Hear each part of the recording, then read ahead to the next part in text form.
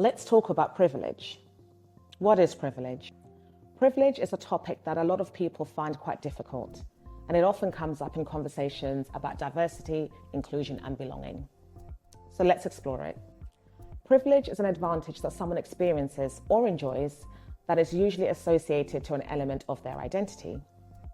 Privilege is not acquired through their own actions. The word privilege, as we used to understand it, was associated with being given something, not having to work for something, perhaps being lucky. So you can kind of understand perhaps why it's hard for people to take in that they may have privilege. People will say, I've worked really hard, I've faced challenges, life hasn't been easy for me either, so how can I have privilege? All of that can be true and you can still have privilege. Privilege simply means that yes, you have worked hard, and absolutely you've faced challenges as well. The difference is that those challenges and difficulties were not as a result of a part of your identity and how people respond to it.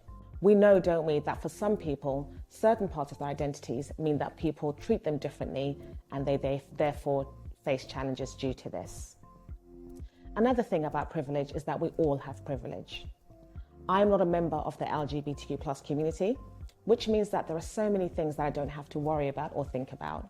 An example of this is showing affection to my partner in public and worrying about how people might respond to that.